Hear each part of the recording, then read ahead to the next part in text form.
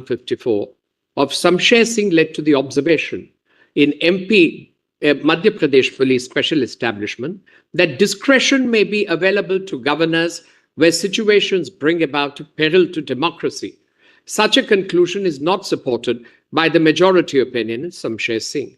In fact, it is respectfully submitted that any unfettered discretion conferred upon a governor can severely endanger our democratic republic.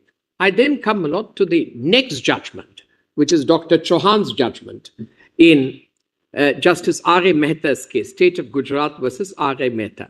It is submitted that the judgment of this court in R.A. Mehta has correctly laid down that governors must act in the aid and advice of the Council of Ministers, save in a few well-known exceptional situations. This court also correctly identified the functions governors perform on the aid and advice of their Council of Ministers. Notably, these functions included giving assent to bills or withholding assent under Article 200. The court held, however, the power to grant pardon or to remit sentence, the power to make appointments, including that of the Chief Minister, the Advocate General, the district judges, the members of the Public Service Commission, are in the category where the governor is bound to act in the aid and advice of the Council of Ministers. Likewise, the power to prorogue either House of Legislature or to dissolve the Legislative Assembly, the right to address or send messages to the houses of the legislature, the power to assent to bills or withhold such assent, the power to make recommendations for demands of grants, and the duty to cause to be laid for every year the annual budget, the power to promulgate ordinances during the recess of the legislature, also belong to this species of power. Again, the obligation to make available to the Election Commission requisite staff for discharging functions conferred upon it by Article 324(1) and Article 324(6), the power to nominate a member of the Anglo-Indian community to the Assembly in certain situations, the power to authorize the use of Hindi in proceedings in the High Court, are illustrative of the functions of the governor qua the governor, which means, my lord, on aid and advice.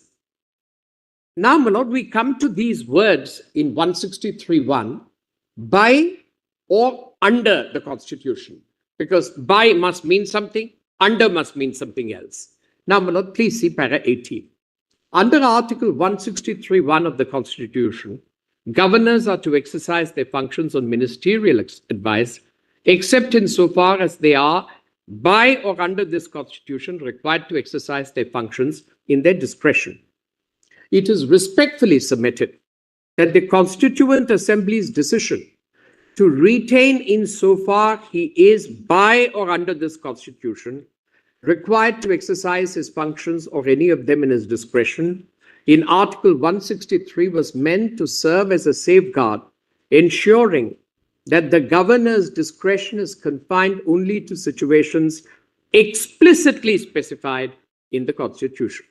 Dr. Ambedkar clarified that it was not a general clause giving the governor power to disregard the advice of his ministers in any matter in which he finds he ought to disregard. Similarly, in the debates regarding the mode of appointment of a governor under Article 155, Dr. Ambedkar remarked that any method of appointment did not change the purely ornamental role of the governor, since he was bound to act and aid and advise of the Council of Ministers in all matters under the Constitution. In sharp contrast with this understanding of Dr. Ambedkar, it has been contended by the Union that the Constituent Assembly debates indicate that the governor was, by virtue of holding the highest constitutional office in the state, empowered to exercise his discretion independent of the aid and advice of the Council of Ministers. It is submitted that the governor is empowered to act in his discretion by the Constitution, where a provision of the Constitution expressly enables him to do so. The expression under this Constitution refers to specific provisions of the Constitution that empower the President to enable the governor to act. So, my lord, like a 356(1) proclamation then the president directs the governor to act as his delegate. It's in respect of this. A governor, now, my lord, by the Constitution, I have set out all the relevant articles. Under the Constitution is Article 356 1C, 371 and 371C. Well, 356 1C is when a state is placed under president's rule, the president allocates under ancillary and consequential provisions, well, 356 1C, specific powers to the governor to act as delegate. Likewise, my lord, in respect of Maharashtra and Gujarat in certain specific areas like Kolhapur or Kutch, my lord, Article 371 says president by order can direct the governor. Similarly, my lord, Article 371C. So in those cases, it becomes under the Constitution. In the other cases, it is by the Constitution. Now, para 22, my lord. A governor may also be required to perform functions under a statute. In such cases, the source of the governor's powers is the statutory provision itself and not Article 163(1) of the Constitution. Where the Constitution contemplates discharge of functions under a statute, it does so expressly. For example, Article 76(2) requires the Attorney General to discharge functions conferred by or under this Constitution or any other law. Exercising discretion under a statute is consistent with the oath of a governor under Article 159, which obligates him to not only defend the Constitution, but also the law. Illustrative examples of statutory functions include the grant of sanction to prosecute a public servant under the now repealed Section 197 of the Code of Criminal Procedure, or the exercise of statutory functions by the governor in his capacity as chancellor of a university, or the exercise of statutory functions by the governor in his capacity as the ex officio chairman of a shrine board. In view of the above, the suggestion at para 49 of the judgment in Justice Mehta that the words under the Constitution also cover functions that governors perform under statutes may not be correct.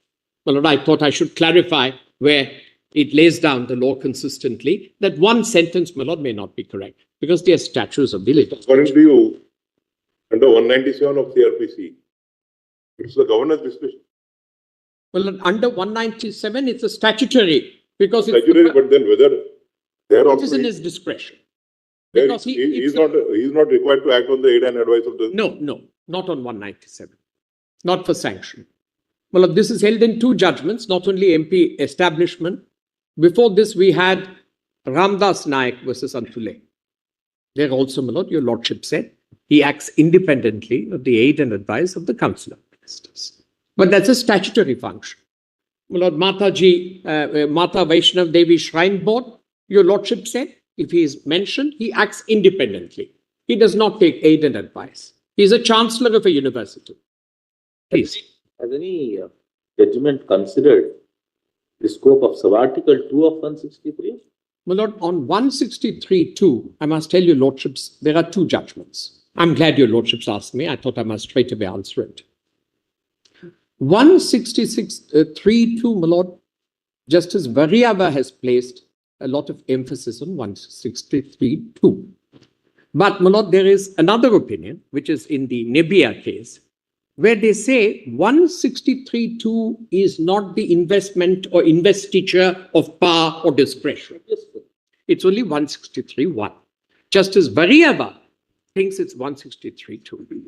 Well, that's all, my lord. These are the two. but the reason why I'm asking you Please, that, certainly. if we take that line that the powers are only those which are crystallized in the Constitution, identified in specific provisions of the Constitution, then in which case empowering or declaring, rather, it's not an empowering, it's a declaration in sub-article 2, which says that that discretion is finalized. So therefore, there is the scope for, the Constitution recognizes the scope for the governor to come to a conclusion that this is in his discretion, and that decision making is given a finality. That's the purpose of sub-article 2, which means that the process of identification is not so much crystallized in specified articles, but there is a process by which he would identify, and his identification is declared to be final. My Lord, that I respectfully urge your lordships to take a contrary view, because, my Lord, that would mean in all places where he acts on aid and advice, he may then claim discretion. This is the danger. My Lord, I'm making your lordships alive to the possible outcome of this interpretation under 163(2). If it was a standalone provision, my Lord, it might be different. But it is in the context of 163(1). That is why the words are by or under the Constitution.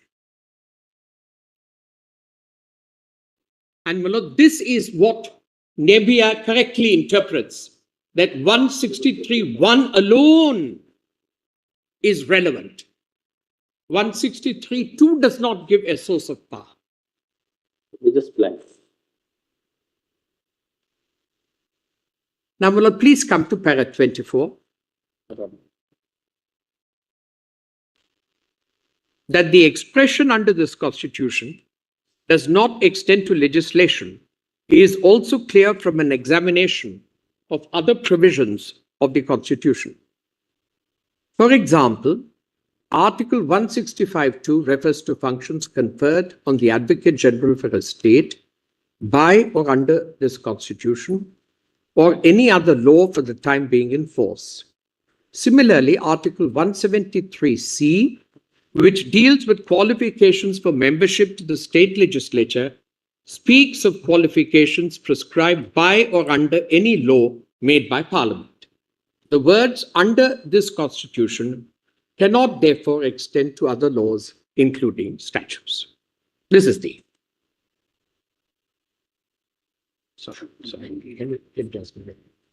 It is submitted that the judgment in Nabam Rebia has correctly laid down that the governor cannot be seen to have such powers and functions as would assign to him a dominating position over the state executive and the state legislature.